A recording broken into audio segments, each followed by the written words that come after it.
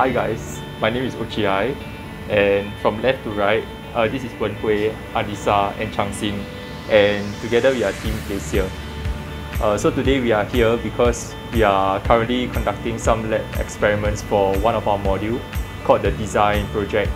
So the aim of our project is to come up with a box to store the COVID-19 vaccines at -70 degrees for 10 days. As MSE students, we were not actually exposed to the cold chain technology that the COVID vaccines actually go through.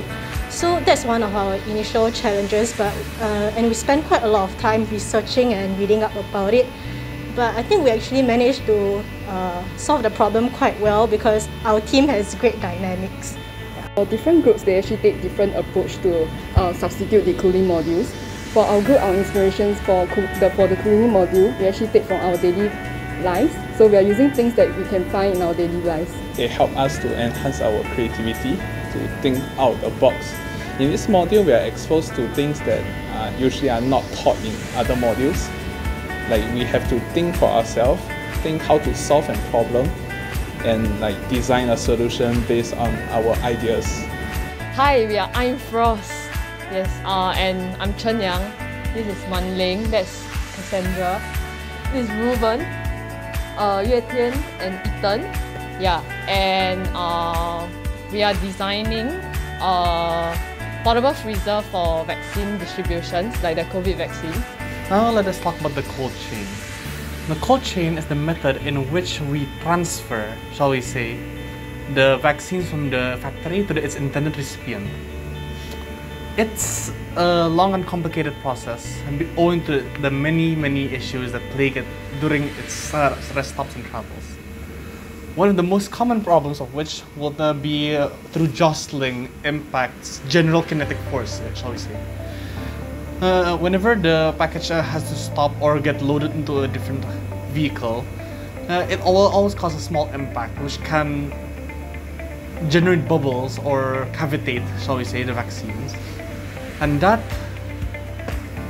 renders the vaccine effectively inoperable. In such cases, methods need to be employed to prevent such things. Other issues include keeping the vaccine cool throughout the entirety of the cold chain, which is a challenge and a half. Using liquid nitrogen in planes, for example, is hazardous because of the chances that it might expand, thus damaging the inside of the plane, or causing asphyxiation or a number of other issues. The final issue of transferring items via the cold chain is monitoring the state of the item itself, making sure that its temperature and pressure remains constant, that there's no damage, no leaks, making sure that it can do what it does. Actually, for the physical issue, we plan to design the box to be durable.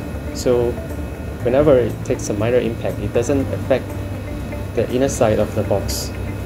As for the temperature control, we aim to use not an active cooling method, so we try to use a passive cooling method, which is generally safer than those dry ice or liquid nitrogen.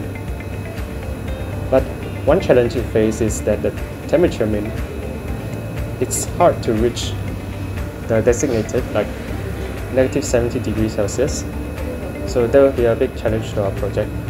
And lastly, for the data monitoring, we plan to use a data logger implanted inside the box, and it's connected to an app which we can always check the inner conditions on our phones, which is convenient.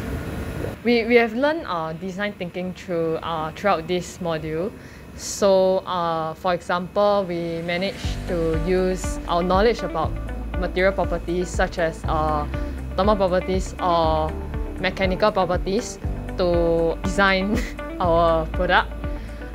So, for example, using things like specific heat capacities to formulate a certain liquid to use as our coolant, and also mechanical properties wise, we use that to choose different materials to be used in our box. So what I like about this module is that it's very challenging. It allows us to think out of the box as we constantly think of new ideas to solve the problem. And other than using the material science knowledge, we can pick up skills such as creativity, the business aspects, and problem solving, which are outside the field of engineering but very useful in our lives. So now we'll talk about the different approaches that we use to work on our project. So, the requirements for our project is to create a vaccine carrier that can last for over 10 days at -70 degrees. And some of the different approaches that we took was passive cooling versus active cooling. So passive cooling actually involves having a source of energy like batteries, and one method is to use the Peltier effect, which requires PN junctions, which is part of the semiconductor materials. But this is not very feasible as our idea needs to last for 10 days. And we wish to create something that's more sustainable, that uses less energy as compared to batteries. So then we turn our attention towards passive cooling, which is phase change materials. Some of the phase change material that we have explored is hydrogel and also different salt solutions. Inorganic salt solutions and organic salt solutions. But organic salt solutions or alcohol solutions, they're actually not very safe, especially organic solutions. They are highly flammable.